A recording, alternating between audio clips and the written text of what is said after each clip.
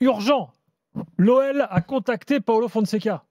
Sage donc en danger, alors évidemment 3 matchs sans victoire et le coup près pourrait tomber pour Pierre Sage. Fonseca, vous avez suivi tout ça avec les drôles de l'âme cette année, il était à Milan, il a été remplacé lui aussi il y a quelques jours, donc voilà la situation aujourd'hui. Que va-t-il se passer concernant le coach de l'OL? Florent veut en parler, jingle Gautreau. Des bons sablés au chocolat, pas Jackie et Michel, Michel et Augustin. Merde.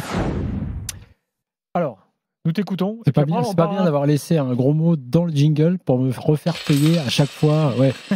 Ça, c'est assez injuste comme procédé. C'est vrai. Mais si l'after était juste ça se saurait.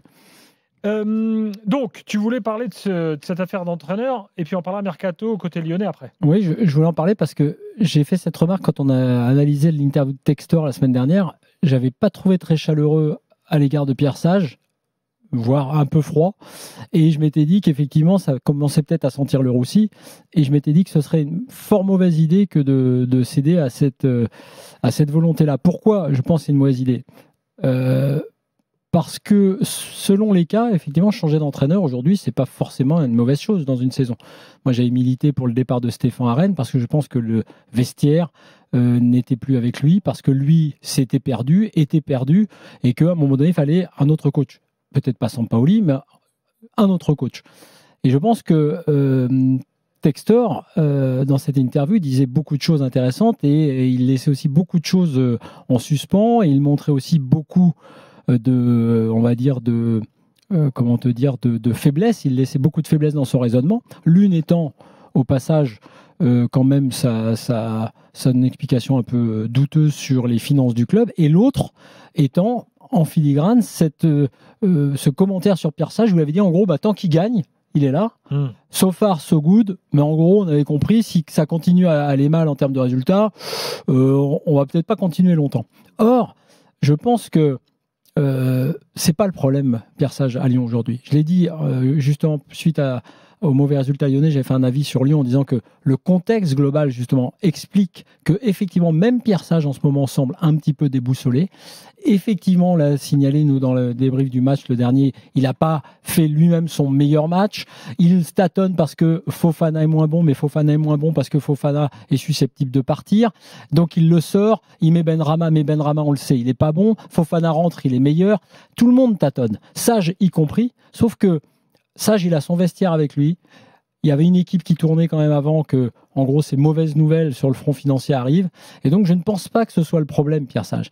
Et donc, si Textor cède à cette volonté-là, je pense qu'en gros, il se trompe de problème à Lyon. Le problème de Lyon n'est pas Pierre Sage. Le problème de Lyon n'est pas le banc de touche.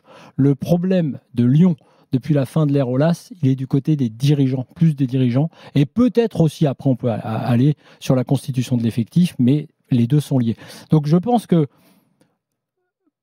virer Pierre Sage maintenant, alors qu'il y a un mois, on disait qu'il avait trouvé la solution, qu'il avait le mojo et qu'il avait son vestiaire avec lui, je ne pense pas que ce soit la bonne solution. Je pense même que ce serait un problème pour Lyon. Même si Fonseca est un très bon entraîneur et que tu peux écrire une autre histoire derrière, je pense que c'est un peu révélateur aussi de la façon dont ce club est géré.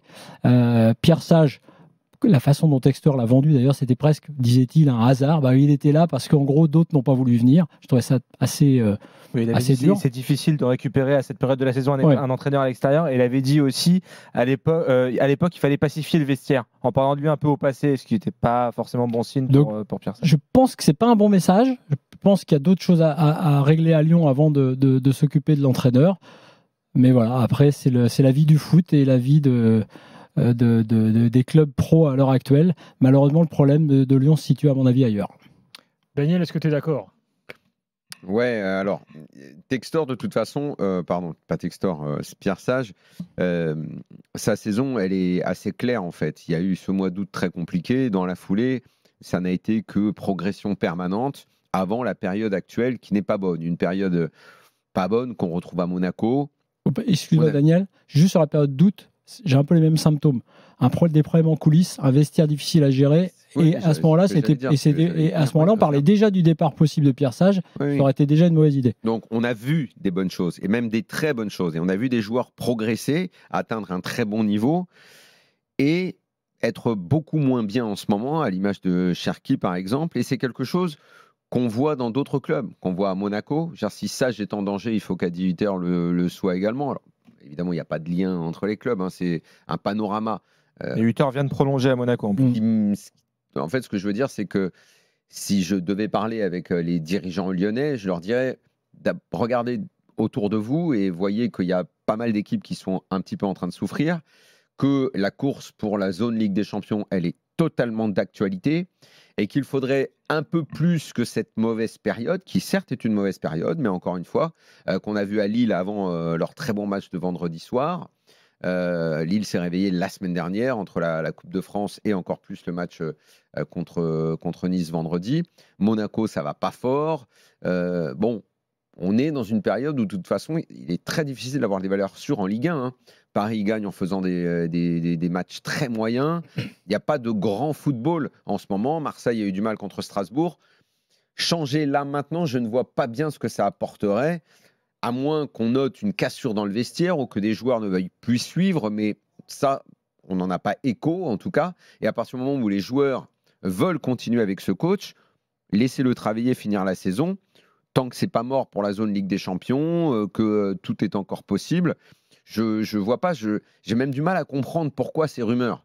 Ces rumeurs reposent beaucoup sur le fait que Textor est capable d'un petit peu de tout faire. Et dans la période qui en fait va devenir très compliquée pour l'OL, et elle va pas devenir très compliquée principalement à cause du terrain. Le terrain, Pierre Sage va avoir pour mission de réparer un petit peu ce qui va pas bien en ce moment. Mais à côté, ça va tellement bouger parce que je le rappelle, et ne l'oubliez pas, je sais que c'est dur à comprendre, mais on veut la mort de l'OL, donc mettez-vous ça dans la tronche une bonne fois pour toutes. Il y a des gens qui veulent crever ce club, vous savez très bien qui sont ces gens. On va enchaîner peut-être pour parler de la plainte de Toulouse, qui est évidemment télécommandée, qui n'est pas tout seul. Enfin bon voilà, le foot français, dans une grande partie, va se liguer contre l'OL, c'est clair et net. On a vu ce qui s'est passé avec l'interview d'Olas hier, qui est une interview qui ne tombe pas par hasard. Olas ne parle jamais, il choisit d'aller dans une émission où il sait que ça va être du velours et que ça va être facile. Il a un message à passer. Olas rêve, il fait que de la politique, Olas. Il change complètement son discours, c'est hallucinant ce qu'il a raconté hier soir. Et il rêve de ramasser l'OL à la petite cuillère pour revenir. Tout est orchestré, c'est de la politique et de la manigance de haut vol. On est en plein machiavélisme complet. Donc, à la place de Textor, j'essaierai de solidifier mon club plutôt que de le fragiliser avec des réflexions autour de l'entraîneur, parce que très franchement ça va être compliqué pour Lyon la fin de saison en coulisses et d'aller accrocher la Ligue des Champions, parce que le grand patron n'en a pas envie, et le grand patron il va tout faire pour crever ce club. Donc soyez-en sûrs, il n'y a pas de complot, il y a juste des faits. Il suffit de regarder, ouvrez les yeux, c'est très simple, c'est autour de vous. Tous les jours, il y a un truc nouveau, comme par hasard. Antoine est là au 32-16. Oui, Jimmy d'abord. Non, pour revenir simplement sur Textor et Pierre Sage, il faut savoir que Textor a l'habitude de consommer beaucoup d'entraîneurs dans ses différents clubs. Il y a eu 8 différents entraîneurs à Botafogo depuis mars 2022 où il est arrivé, 4 à Molenbeek depuis janvier 2022 et 5 à Palace depuis août 2021. Donc c'est quand même quelqu'un qui aime, dès que ça ne fonctionne pas trop, il aime bien changer assez rapidement d'entraîneur. On va envoyer Pierre Sage à Botafogo peut-être.